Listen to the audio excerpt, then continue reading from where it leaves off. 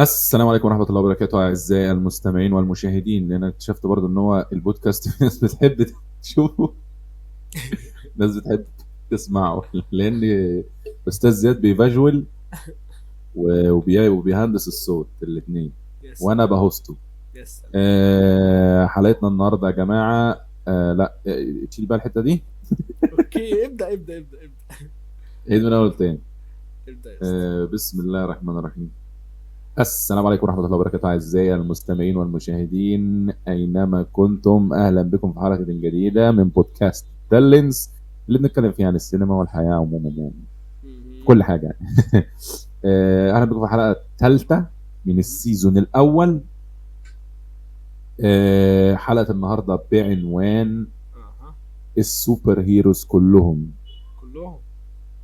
بنحب إيه وزي بيحب وأنا بحب إيه، وشوية نوستالجيا كده على شوية أفلام قديمة، على شوية أفلام اها. والذي مضى والحاجات دي كلها. فكوبايتك، كوباية قهوة كوبايتك الحلوة. ولا كوباية شاي ماشي. ولا، فاهمني؟ وتعالى، تعالى. اه النهارده هنتكلم تحب عن السوبر تتكلم هيروز. عن مين يا زياد؟ النهارده هنتكلم عن السوبر هيروز. انت مين السوبر هيرو اللي انت بتحبه او انت اكتر شايف واحد نفسك يعني فيه؟ اكتر واحد. اه. سبايدر مان اكيد. امم ده سبايدر مان اكيد، ده مليار في المية يعني. اه. مش عارف ليه انا جاي معايا باتمان دلوقتي، وعشان انا تحرر حاسه الدقة واقعي في فشخ. سبايدر مان. ايه؟ لا، انا جاي معايا باتمان. هو اكثر واقعية.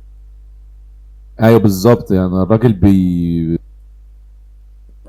بيستحمل وجع لحد درجة معينة عشان لما يجي يتضرب نفس الضربة ما يتوجعش، خلاص بقى، فاهم؟ انت اتعودت. انت شفت حلقة الدحيح صح؟ هو جاي تتكلم معايا حلقة الدحيح عن باتمان. انا لا والله، فاهم، لا انا لا، مش فهمتك الفكرة عامة، دي. انا فهمت انت بتعمل ايه.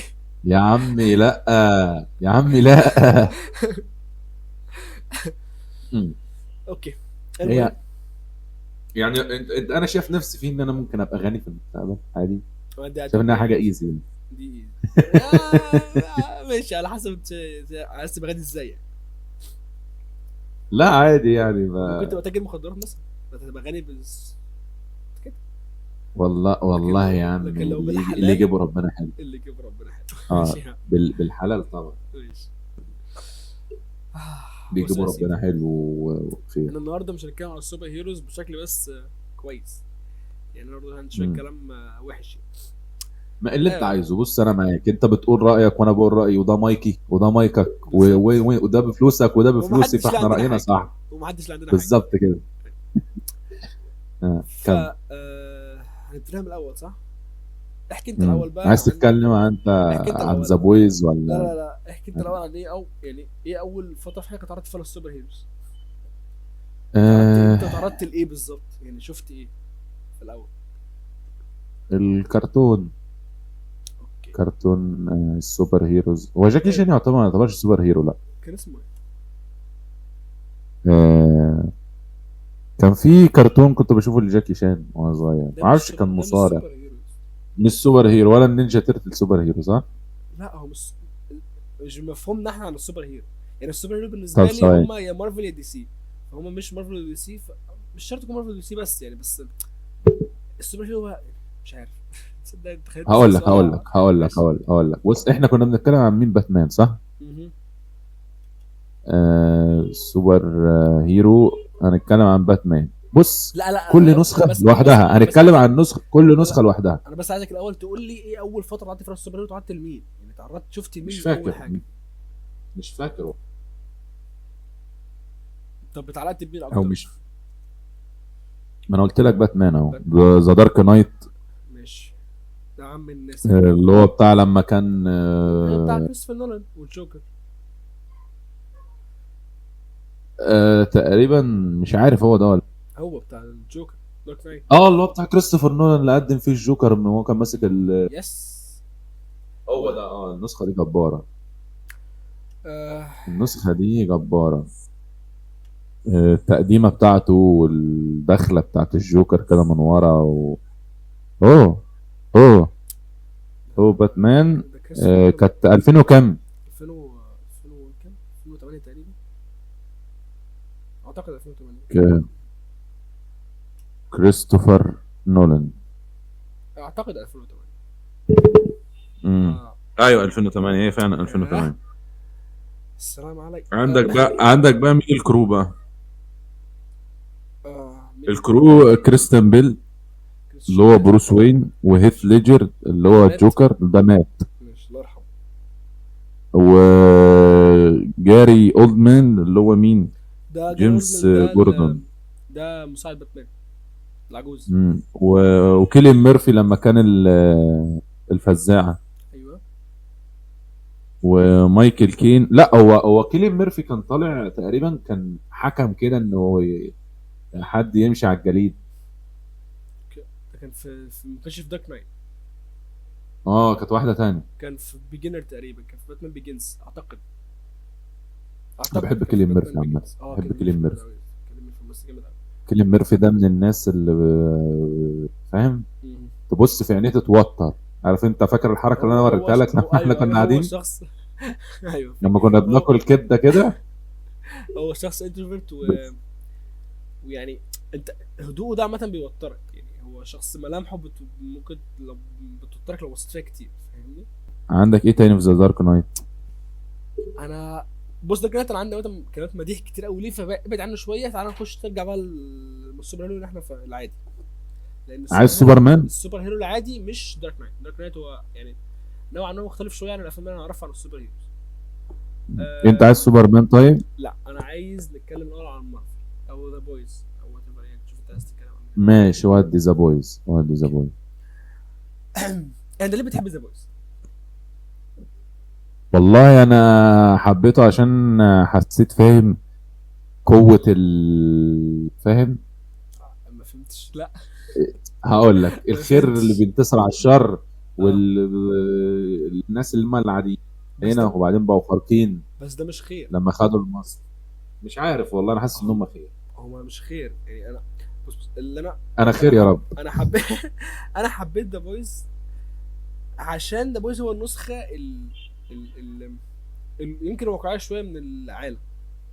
بمعنى انا يعني انت دايما اي حد بيقدم لك ايوه، ما ده اللي انا بتكلم فيه يا اسطى. بيتقدم لك كانه هو بطل خارق، بس هو ما فيهوش اي حاجه واقعيه. هم لا مش واقعيه، بتكلم الاشخاص واقعيين شويه، رد افعالهم واقعيه، عندهم مشاعر وعندهم حياه خاصه بيتاثروا بيها وبيتاثروا باللي حواليهم، على عكس مثلا مارفل او دي سي. انت هنا بتتكلم في الناحيه الثانيه، بتتكلم عن ابطال خارقين بس هم ناس عندهم مبادئ ما بتتكسرش مهما يحصل في حياته. انت بتحبه عشان خاطر انت شايف فيه نسخه رول موديل مش اكتر.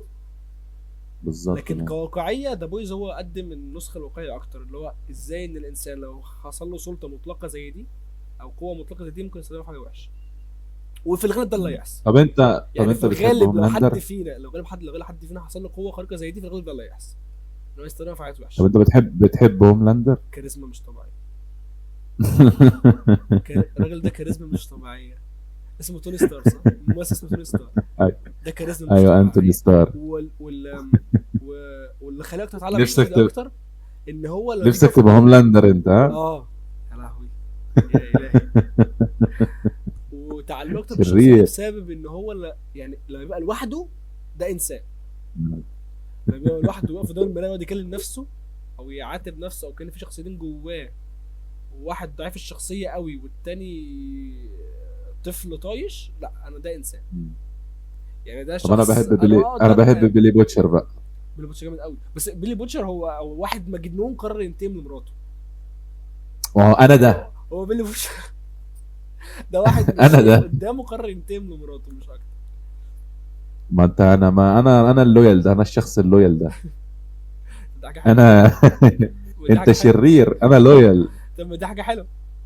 انا احب مراتي جدا واحب ادافع عنها. we are going to Russia. بحط دي بالله عليك.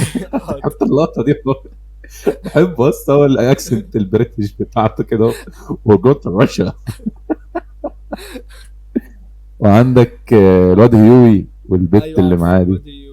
بص هيوي الواد ده برضه طيب قوي، وعايز اشوف في مرحله ما ان هو بيتحول لحاجه احسن من كده او اوحش. بيتحول لشخص يعني انا لحد دلوقتي هو كل اللي حصل له في المسلسل ما اثرش على شخصيته قوي. امم. فاهمني؟ مش حاسس ان هو شخصيته اتغيرت قوي عن زمان. امم. فانا عايز اشوف من المسلسل او من الكتاب حاجه تحصل له او تغير في شخصيته كبير، لان هو طيب اوفر. يعني كل اللي بيحصل حواليه ده هو ستيل طيب. طب ما امم. انت فاهم حاجه يعني؟ اتعلم بقى. ايوه. يعني انا اتعلم. كنت طيب برضه، انا كنت طيب كده، إيه يا عم بقى؟ يا عم كنت الناس يا حنين. عم.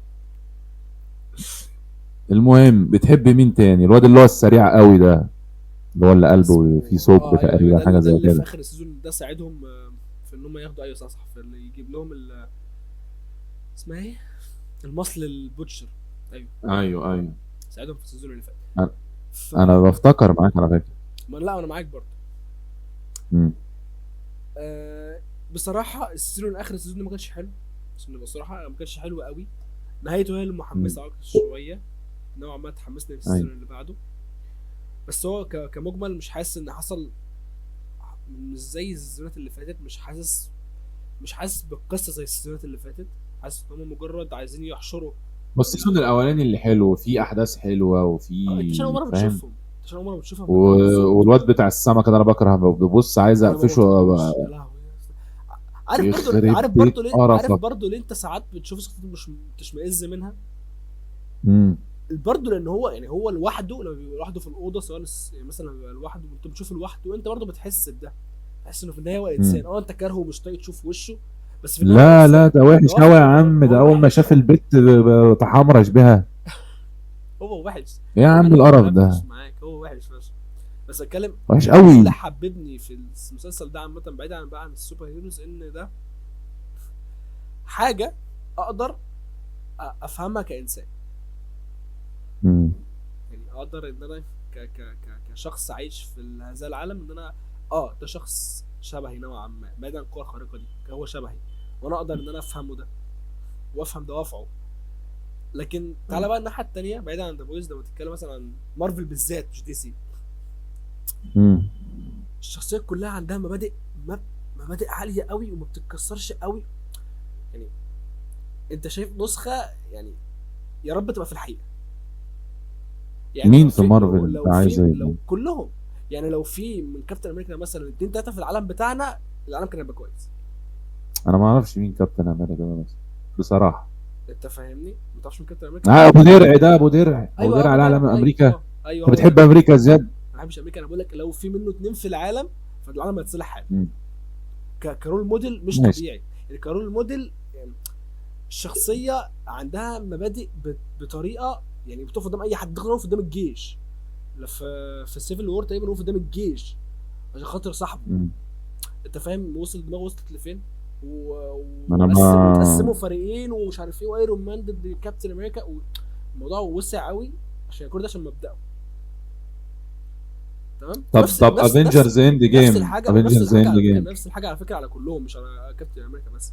يعني انت لو جيت تبص على ايرون مان، ده الوحيد اللي ممكن قالت لي ان هو اتغير، لان هو كان في اول فيلم ايرون مان كان طايش غني، لما يعني غني بايظ تماما، بيعمل كل ما السلاح بقى وحفلات وي وي وي. فاهمني؟ ده اللي ممكن ممكن احس ان هو اتغير فعلا، انه كان شخص من سيء جدا لشخص حصل له حادثه في حياته ان هو اتخطف، فقرر مش هيبيع اسلحه تاني، وحاول ان هو مم. يعمل حاجه بفلوسه. مم. لكن الباقيين هم رول موديلز بس، مفيش اي انسانيات موجوده في هذه القصص تماما. انا مش قادر افهمها. لو حبيناها مم. فعلا حبيناها عشان خاطر احنا شايفينها كحاجه بتخرجنا عن بره الواقع بتاعنا. انت شايف حاجه خياليه فشخ بتحصل قدامك، فانت مبسوط بيها وعايز ونفسك تبقى مكانهم كعالم، مم. يعني عالم مثالي زي ده. مم. بس كل ده على مارفل؟ وفي اند جيم يعني ده تجلي على فكره. يعني مثلا اند جيم ده حتى الشرير عنده يعني حتى الشرير عنده مبدأ ما بتخافش عنده منه. مبادئ. حتى الشرير اللي هو ثانوس عنده مبدأ انت ما كنت في بيكسروش. البيج اللي هي بتاعت الناس اللي فلتت من تركعة لا اصابع في سانوس. لا. وعلى فكره انا بشكل ما قادر افهم دوافعه، بس يعني ستيل يعني في يا اسطى مشكله عندي في مارفل. وبالمناسبه انا كنت مم. مارفل بوي بشكل مش طبيعي، يعني عشان بس ان محدش، لو اي حد بيحب مارفل هيخش يشتمني، انا فاهم. بس انا كنت مارفل بوي بطريقه مش طبيعيه، كنت بفوت فيلم، ما كنتش بروح سينما غير ليهم حرفيا. بس فاكر بعد اكس مان؟ فاكر اكس مان؟ فاكر اكس مان طبعا. طب فاكر لوجان؟ انا بحب لوجان. لوجان حلو قوي، لوجان حلو قوي. انا بحب بص لوجان بص انا اول فيلم، فشخ. هو لوجان اه كان تبع دي سي ولا كان في دي لوجان سي مارفل، الاول بعدين لوجان اصلا طبعا. مارفل بص لوجان كان من شخصيات مارفل، بس اشتريتها حلو. سوني تقريبا، اشتريتها سوني منهم ورجعوها تاني، امم عشان مارفل كانت بتفلس في اخر التسعينات وباعت شخصياتها، وبعت سبايدر مان بالمناسبه لسوني برضه، فبعت امم شخصيات كتير قوي وبعد كده رجعوها تاني. امم فاللي اقصده ايه، ان انا كنت مارفل بوي جدا، كنت حلو. بحب مارفل بطريقه مش طبيعيه. بس لما المرحله بتاعت مارفل من اول ايرون مان 2007 لحد اند جيم، انا بعد ما خلصت وبدأت بشوف الفيلم اللي بعدها، بعد مرحله مارفل اللي بعد اند جيم على طول، لا يا اسطى يعني بدات افوق شويه لحته ان هي دي افلام معموله يعني تسليه، بالظبط. بمعنى ان انا داخل بس مجرد ان انا افضي اللي في دماغي في الحاجات دي وخلاص. وبعدين فاهم. بقى عن ان هي التسليه، الافلام دي في افلام فعلا مش حلوه، بس انا برجع اشوف مش افلام حلو. تاني لمارفل، هي افلام مش حلوه كنت مبهور بيها بشكل مش طبيعي، بس هي افلام مش حلوه كنت معجب بيها عشان خاطر بحب الشخصيات مش اكتر. امم فاهمني؟ أمم. زي مثلا طب فيلم فاكر، طب استنى بقى عشان انا جالي نوستالجيا. أوه. فاكر فانتاستيك فور؟ مهم. فاكرهم؟ طبعا. المطاطي على فكره والحجر واللي فكره كان اصلا بيختفي هيعملوا لهم افلام في المرحله الجايه، لان مارفل بتجهز مرحله تانية اسمها ايه، عامه في مارفل بتجهز مرحله جديده العالم بتاعها، هتبقى كويسه ان شاء الله يعني. انا اعتقد يعني. فاكر فانتاستيك فور دي يا اسطى كان ليها لعبه، مهم. لعبه رباعيه. انا اخواتي وكل الشارع كله كان متجمع عندنا في البيت مهم. وكانوا بيلعبوها. في كانت لعبه فين؟ جباره. بتلعبوا في السايبر ولا ايه؟ لا هنا عندنا في البيت، ده كانت اه ايام الاجهزه الكورت ديو كانوا بيشتغلوا عادي. ايوه عارف. قسما بالله اللعبه كانت جباره. انا فاكر الايام دي. مهم. دي فانتاستيك فور. وبرضه عندك اكس مان. عايز تتكلم برضه على عن مين؟ فكره بص انا بس تكمله لحته في مارفل، انت جيم مم. فيلم جامد، دي جيم فيلم حلو. كويس، فيلم حلو. ملحمي، فيلم ايموشنال. مم. بس انا ستيل برضو بعد ما بتفوق من الصدمه شويه، برضو بتكتشف ان انت حبيتهم ليه، يعني انت هو انا حبيت مش فاكر الشخصيات. قوي افنجرز يعني، انا ممكن اكون ما شفتوش كله. اند جيم ولا فاهمني؟ انفينيتي وور؟ اند جيم. بس هو اند جيم انا حبيت انفينيتي وور اكتر. امم تمام. اند جيم هو بص انا لما برجع اشوف الافلام دي تاني، لما برجع اشوفها تاني، انا مش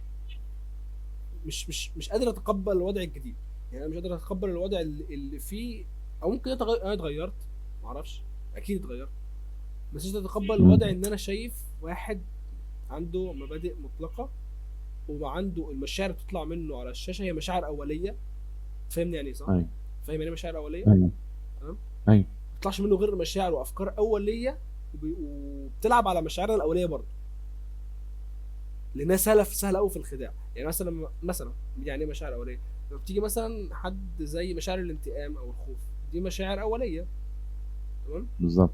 فمثلا لما انا اجي كسوبر هيرو، انا عندي مثلا الفيلن ده اذاني في نقطه معينه، خطف حبيبتي، قتل. بتتكلم على سانوس ولا ايرون مان؟ انا بتكلم عامه عن فكره المشاعر، او ازاي بلعب على المشاعر ايوه الاوليه، تمام.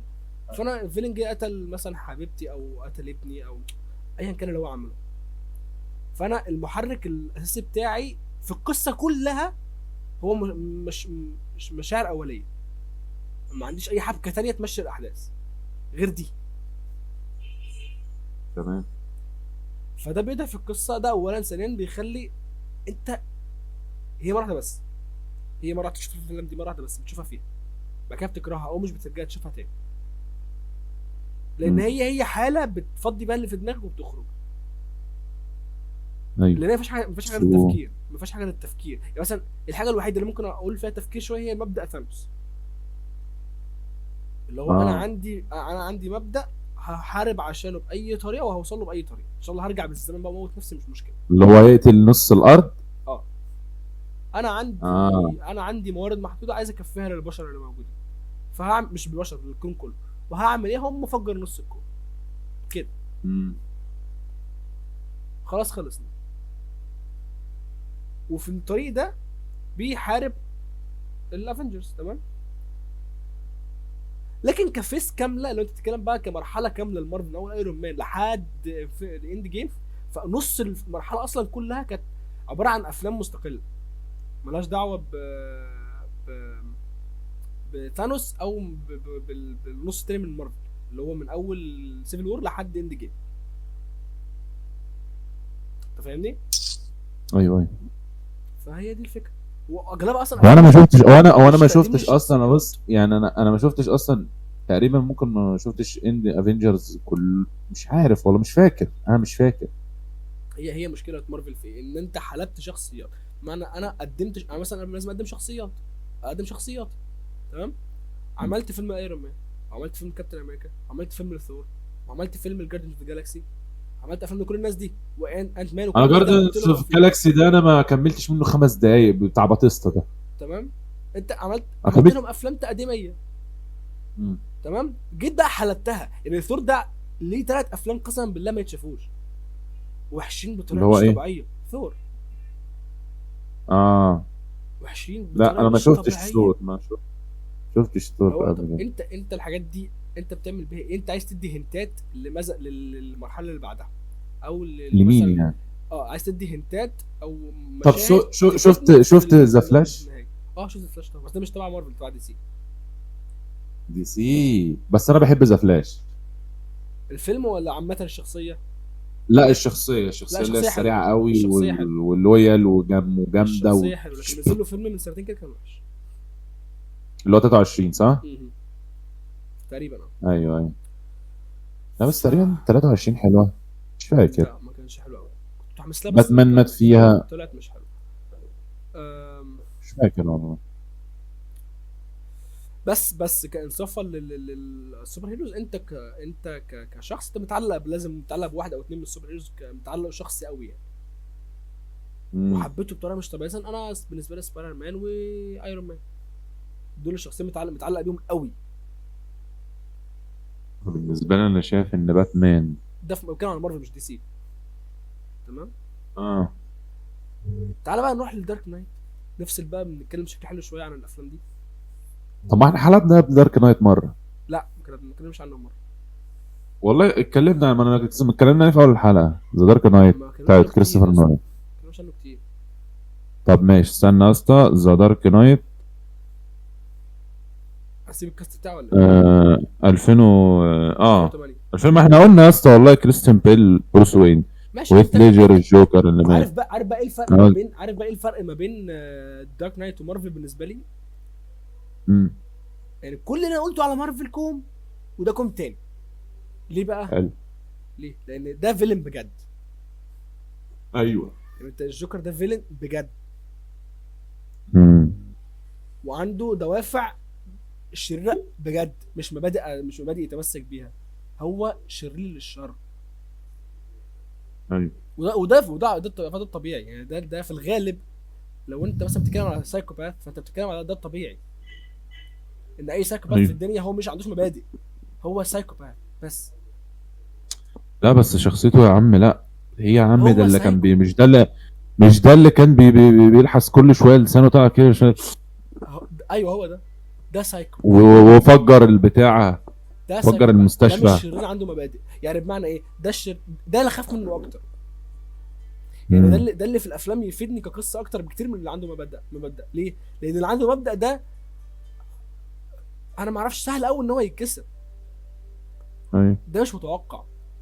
يعني الفيلن بتاع الجوكر مش متوقع خالص، وتخاف منه، انت طول الوقت خايف منه، خايف من افعاله، خايف من رد فعله.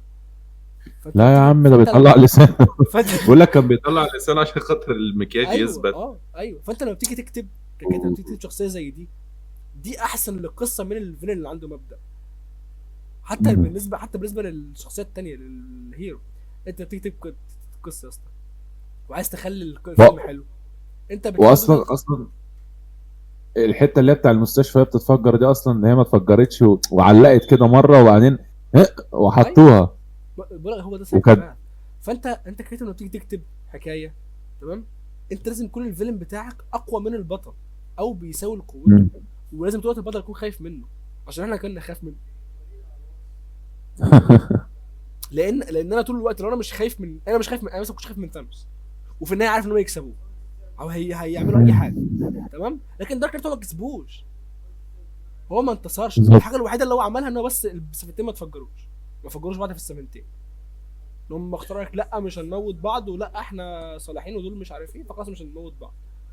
طب الجوكر لكن 1 و 2، الجوكر 1 احلى، 2 زباله موسيقي بص وحش مش كخ. قوي برضه لا يعني، كخ. لا مش قوي مش كخ يعني. هقول لك على حاجه الجوكر الاولاني انت وريتني دوافع الشخصيه دي، او هو ليه بقى حلو. كده، تمام، ليه بقى سايكو عامه، او هو مم. ليه مش حد اسمها ليه سايكو، هو بتقول سايكو، لكن بتكلم انت ليه هو بقى بيعمل كده. تمثيل هيث ايوه ليدجر، انت شلت هيث ليدجر من الفيلم الاولاني مبقاش في فيلم، مش تبقى واخد بالك، ايوه. شيل الجوكر من اول الفيلم الاولاني مش هيبقى في فيلم اصلا. لا بس حوار ان انت تعمل شخصيه الجوكر دي ايه ده؟ بتكلم على التمثيل، يعني لو كان في حد ايوه يا غير عم. هيث ليدجر مكان قصدي غير خواكين فينيكس مكان الجوكر في الفيلم ده. انا قصدي على خواكين فينيكس يا اسطى، يا اسطى خواكين حوار ان انت تعمل شخصيه سايكو كده يا جدعان، التمثيل ده صعب. هات اي حد ممثل عادي غير خواكين فينيكس وحطه في الفيلم ده، كان الفيلم ده هيفشل، لان 100%. الفيلم كله اصلا تمثيل، الفيلم كله تمثيل الجوكر. انت امم. انا معاك ان المخرج يعني ابدا نوعا ما بعض القطع الاخراجيه في الفيلم، بس انت الفيلم كله هو تمثيل، صح؟ ايوه ايوه. بس وكسب لا اوسكار بس كمان للتمثيل. خواكين فينيكس يخرب بيت كده. بالظبط، ما ده اللي اقصده. يس. انت متخيل ان انت بتشخص نفسك شخصيه سايكو كده مجنونه انت بتعيش بيها على فكره في الحياه، انت ممكن تقعد مثلا ما هو ما شهرين ما ثلاثه عشان كده كده بقول لك، عشان كده قبل كده قلت لك وتاخد ايه، ادويتها عادي. قبل كده قلت لك دانيال دي لويس كان بياخد اجازه في وسط الافلام عشان ما يتعبش، ايوه عشان هو بيتعب، خصوصا ان اوكي، التمثيل صعب قوي، طبعا. خصوصا لو بتعمل حاجه يعني زي دي، امم. مش بتعمل مثلا افلام تجاريه بحته او بتعمل افلام سوبر هيرو زي دي او زي مارفل مثلا. انت بتيجي تعمل حاجات زي ايوه الجوكر او بتيجي تعمل حاجات زي دانيال دي لويس في افلامه، او زي الباتشينو، او مثلا ايوه. فيلم جاد فاذر. أه. فانت الكابتشينو. الحاجات دي متعبه وقوي، امم. فانت عشان ترجع تاني تعمل ريكفري لنفسك انت محتاج فتره طويله قوي يا اسطى، وممكن تصل يعني بالظبط. مثلا واحده من الاشاعات اللي اتقالت على هيث ليدجر ان هو موت نفسه في الفندق بعد الفيلم دارك نايت امم. بسبب الشخصيه دي ما نعرفش ده صح ولا غلط، بس بتكلم ده اللي سمعته، ده اللي اتقال لا بس هو ممكن بسبب يكون دارك نايت، صح. او ممكن يكون صح، ممكن. ممكن صح، انا ما بقولش انا بس بقول لك كمعلومه يعني، ما اعرفش صح ولا امم. غلط. ايوه ايوه. شوف لقد ايه ممكن التمثيل يوصل بيك لمرحله اكستريملي يعني في التعب، طبعا. فاهمني؟ بس فاهم. بس الفيلم التاني طب الجوكر مش وحش قوي للدرجه دي، امم. ولان انا بحب الافلام الموسيقى، لان انا بحب الميوزيكال موفز ممكن يكون عاجبك انت. زي لا لا لاند مثلا، بس هو مختلف طبعا، مختلف تماما، بس بحب لا لا لاند قوي. انا لسه ما اتفرجتش على لا لاند، لا انا لاند بحب. انا بحبه قوي، لا لا لاند ده فيلم جامد قوي، بعيدا بقى عن السوبر هيروز، لا لا لاند فيلم جامد قوي، 10 من لسه 10 ما نجمه شفتوش. من الاخر، فيلم حلو قوي. اه. عندك لا لا لاند. لو هو عايز لا تشوف لاند بالسوبر هيروز احنا شارخنا، خد لو بالك. عايز تشوف فيلم حلو ميوزيكال، في فيلم اسمه ذا ريفرز، مش عارف اسمه ايه، امم. اسمه البؤساء، بيتكلم عن ايوه. فرنسا والثوره الفرنسيه. انا فيلم بحثت عن لا ميزيرابلز، لا لاند دلوقتي طلع لي فيلم ميزيرابلز اعتقد، دنيا سمير غانم. المصري صح؟ ايوه ايوه. ايوه. ورجعنا لكم تاني يا جدعان بعد صلاة العصر. دولنا يا جدعان بالتوفيق. خير خير. بالك انا طفيت النور دلوقتي ودخلت في المود. دخلت اوعى، في مود. ده هو ده، ذا ايه بقى؟ ده هو ده. انا لسه دلوقتي مفتكر حالا الثنائية بتاعت باتمان اللي هي لما كانوا في كلهم في بير تقريبا كده. انه ده باتمان اسمه انا مم. آه، باتمان ايه؟ ده كان اخر جزء في السلسله، كان 3 اجزاء، كان بيجنز ودارك نايت و اسمها ايه، كان باتمان بيجنز ودارك نايت و بيجيتس ده اول واحد. لا مش بيجيتس، دارك نايت اسمه التالت. بتاع كيليان ميرفي هو عارف هو عارف هو عارف عارف هو لما كان في كان كيليان ميرفي فيه كان قاضي يا عمي. ثواني، ده بيجنز. ايوه تمام. تعال نتكلم عن بيجينز دارك شويه. نايت ثانية اجيب بس ثانية اجيب الافلام. دور على ايه يا اسطى؟ رايزز. مين؟ دارك نايت رايزز يا اسطى. هو متاكد من اللي انت بتقوله ده؟ ايوه هو لما كان واقع في البير. ذا دارك نايت. رايزز RISES. ايوه بالظبط يعني. هو ده. هو دي بقى النسخه دي على فكره جميله. مش احسن من اللي قبلها بس فاهم بس كويس. شغال. يعني شغال حلوه. ماشي حالك. ماشي حالك. حلوه الفيلن فيها بتعرف تستعطفه. آه، اعرف استعد زي ثانوس بالظبط، ما هو نفس الشرير اللي عنده مبدأ. اسمع بس، انا مشكلتي كلها بس عايز اقول نقطه عشان ما حدش يفهمني غلط. فكره المشاعر الاوليه، هي كل الافلام في الدنيا مشاعر او مشاعر عامه، تمام. بس المشاعر الاوليه بالنسبه لي ان انت بتلعب على وتر ضعيف قوي من المشاعر، وسهل جدا تحريكه على كل القصه. بمعنى ايوه انا مثلا دلوقتي بعمل فيلم سوبر رعب، حلو. تمام. فانا بستهدف مش في كل الرعب، او كان عن الرعب المبتذل او مش في الافلام اللي بتجيب فلوس. فانا بستهدف ده ايه، الحاجات اللي بتخوفك، الحاجات اللي مش هتخوفك بشكل يخليك تعرفش تنام بالليل، الحاجات اللي ممكن تخوفك بشكل اللي هو لحظي، اللي هو جامب سكيرز، وشوش وحشه، اشكال مقرفه كده. لا انا ما انت بحبش النوع ده من انت الرعب فاهم الصراحه. يعني ايه؟ ده المشاعر الاوليه، دي المشاعر الاوليه او المشاعر الاساسيه الظاهره اللي فوق. لكن لما تيجي تتكلم على الفيلم رعب ياثر فيك بجد، فبتتكلم مثلا على رعب طبقات واحنا جوه شرخنا شويه. خد بالك احنا انا بس شرخنا. عشان ما حدش تيجي يشتمني، لما بتيجي تعمل فيلم رعب بتستهدف فيه مشاعر جوه الانسان، زي تخش جوه بقى عشان تخوفه بجد. فيلم زي مثلا زي احنا شاينينج. شرخنا احنا فاهمني؟ شرخنا بس شرخنا ارجع تاني. سواء بقى الخوف من المجهول، الخوف من كل انواع الخوف اللي جوه، مش الجامب سكيرز او المشاهد يا حبيب قلبي انت سامعني؟ انا سامعك عارف، بس بكمل عشان ما حدش يشتمني. شيل الحته دي بس شيل. لا هكمل، هقولها هسيبها عشان ما حدش يشتمني. لا شيلها. لا لازم اوضح النقطه دي. يا اسطى بقول لك ايه يا زياد، مش عشان انت اللي بتمنتج. لا انا اللي هشيلها، مش هشيلها قصدي. لا شيلها يا زياد. والله مهم والله مهم بجد، سيبها مهمه والله. نفس حاجه في السوبر هيروز. احنا شاركنا ليه في الرعب؟ والله نفس حاجه في السوبر هيروز، والله نفس حاجه في السوبر هيروز بالظبط. انت بتلعب لي على يا مشاعر عم نشوف. اوليه، يعني بمعنى انا دلوقتي كمتفرج شفت كابتن امريكا واقف قدام ثانوس لوحده في ارض المعركه، في وش جيش، واقف في وش جيش قدام بحاله، فانت الله ده شجاع قوي، الله ايه الحلاوه دي.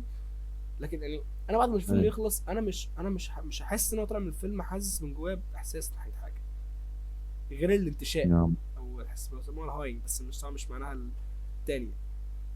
عم اللي تشوف. بس ماشي، عايز ترجع لمين في السوبر هيروز؟ انا كمش عن باتمان، بس مش دارك نايت او دارك نايت رايزز، كان عامه باتمان عامه.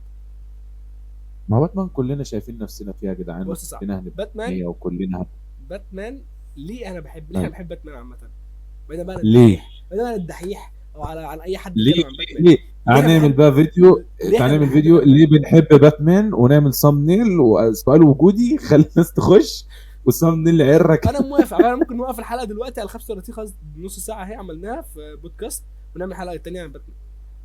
لا يا عم لا ليه يا عم، خلاص زي ما احنا ماشي. من باتمان. بص انا ليه بحب باتمان ليه؟ باتمان اولا انت ممكن مثلا واحد يقول لك انا مثلا عشت زي حياتي كانت شبهه، حلو. بمعنى انا مثلا واحد فقد ابوه وامه وهو صغير وحياته كانت صعبه مع ان هو غني، حلو. تمام، بس ممكن واحد يقول لك اه انا فاهم باتمان من النقطه دي، انا عشت شبه باتمان في الحته دي. او واحد مثلا فايتر، واحد مقاتل بيلعب مثلا رياضه معينه، مم. تمام، فهو شايف الباتمان تمرينه القاسي قوي او على نفسه، ايوه. انا شبهه او اقدر ابقى زيه، لان هو مم. وصل كده ليه بسبب اللي بيعمله في نفسه، ايوه. ممكن ابقى زيه.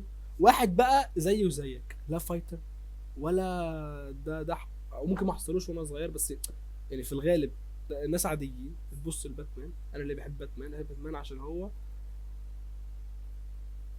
بص يا اسطى انا بحب الدارك. عشان هو احنا بنحب، باتمان. خلينا صراحه، احنا بنحب الدارك، احنا بنحب المشاعر مم. السلبيه او جدا او الضلمه، كآبه كده، تمام، كلنا بنحب، جدا. تمام. بس ما تحبش تبقى كئيب فانا يعني. لما اشوف واحد شخص ما انصحش عادي حد.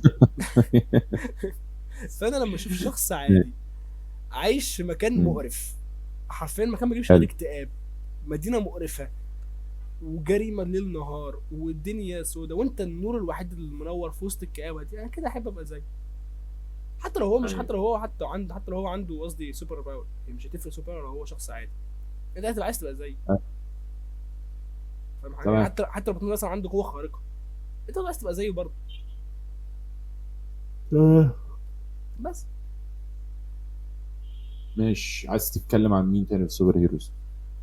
مش كان حد معين، انا بس كده خلاص اعتقد كده قلت كل حاجه. احنا كام دقيقة؟ 40.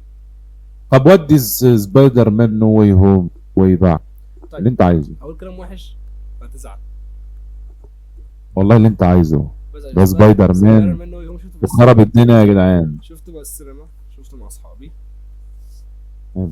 كنت في شفته مع ابن عمتي، شفته مع صحابي. انت انا بتحب انهي نسخة بتاعت اندرو جارفيلد ولا توم لا هولاند ولا توبي ماجواير؟ توبي ماجواير طبعا، مش هيجي زيها ولا اه بعدها، تمام. طبعا انا اللي الراجل اللي بيطلعها من انا ليه؟ لا. هبقول لك بقى على حاجة بقى، انا بحب بقى بتاعت اندرو جارفيلد. عشان اه البنت صاحبته ماتت ونحاول الحقها ما عرفش، لا، عشان خاطر الراجل كان مهندس جدا وكان فاهم بيدرس اللي مش عارف ايه والطلقه بتروح من هنا لهنا ولا ايه. هو كان ايوه هو ايوه ده ولا فاهم. مش هو؟ لا ما كانش هو، ما ما كانش هو. كانش هو. امال كان فيلم ايه ده اصلا اللي كان فيه الطلقه اللي كانت بتدرس والطلقه كانت بتلف ومش عارف ده ايه؟ ماتريكس، فيلم ماتريكس يا نعم. اسطى، ايه علاقه ده باللي انت بتقوله اصلا؟ يا عم لا، ده مش ماتريكس يا عم. انت شفت ماتريكس اصلا؟ يا اسطى لا، كان في فيلم تاني، فيلم كده طلع كان كل شويه كان يتكسر ويتحط في حمام جبنه رومي تقريبا، حاجه زي كده. هو ايه اللي عمل؟ هو ايه اللي عمل؟ مش فاكر يا اسطى، بس هو كان بيتكسر عظمه، بيتكسر كده ويتحط في حمام جبنه رومي يطلع سليم.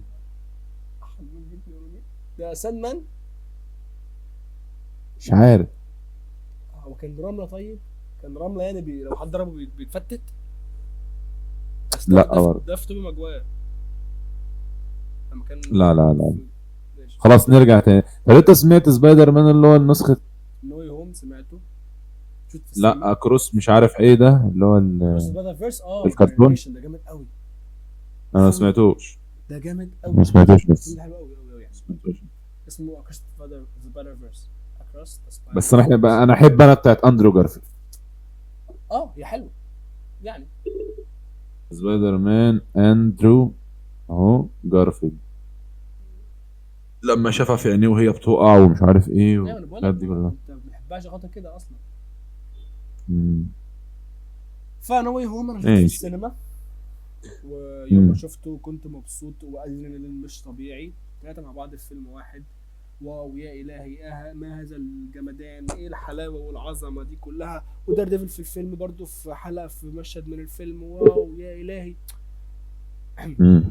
خرجت من الفيلم ادرينالين مش طبيعي، حبيت الفيلم قوي. أيوة. بس لما برجع اشوف الفيلم دلوقتي ما يستاهلش ده كله للاسف. ممكن لو اتفرجت عليه تاني دلوقتي ما احبوش. بالظبط. هو ونو واي بص هوم بص هقول لك مش على حاجه عارف. برضه، هقول لك الخلاصه. الافلام دي حاله تتشاف في السينما، بمعنى بالظبط. تتشاف مره وفي السينما، بعد كده انت مش هتحب تشوف الفيلم ده تاني او مش عايز تشوفها تاني، خلاص انتهت. ليه؟ نو واي هوم حاله عامه، انت محتاج تعيش الحاله دي مع الناس. اولا ايوه نوستالجيا، توبي ماجوير عنده جرافيك في الفيلم، فيلم نوعا ما كويس، ان شايف ايوه رياكشن الناس حواليك عامل ازاي وانت معاهم، لان انت عايش معاهم ده في الطفوله برضه، فانت معاهم وبيشاركوا احساسهم معاك في نفس اللحظه عن اللي بيحصل في الشاشه. فانت انت مبسوط قوي بالوضع ده. لكن بعد ما بتخلص الفيلم وبترجع تشوفه في البيت، تحس ان هو اوكي. طب وانا ليه من انصار ان انا اشوف الفيلم في البيت؟ ما بحبش لا اخش. بص، السينما تجربه تانية، خصوصا لو فيلم حلو.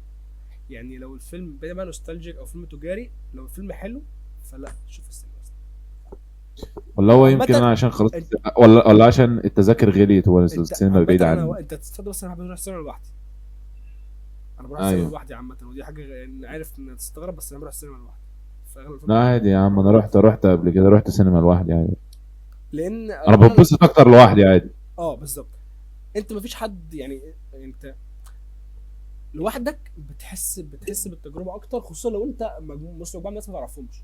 يعني مثلا انا قاعد ايوه في السينما كويسه، مش بيدخلها ايوه ناس بمجرد الحبيبه او كذا، انت ناس سينما كويسه تمام، ايوه مكان كويس والفيلم ايوه حلو، فانت قاعد وسط ناس بتحب السينما زيك، حلو. فانت شايف وقادر تتفاعل معاهم على رياكشناتهم على الفيلم معاك. ولو الفيلم مم. كمان حلو، فده بيدي الفيلم ايدج مش طبيعي بعد ما بتخلص.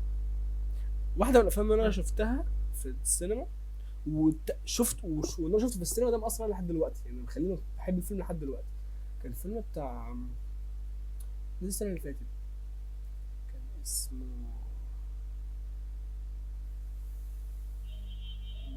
كان فيلم بيتكلم عن اسمه ايه؟ افغانستان وحرب امريكا في افغانستان. يا اسطى يا اسطى احنا شرخنا يا اسطى. استنى يا بس عشان اسطى احنا افتكر في السوبر الفيلم، هيروز.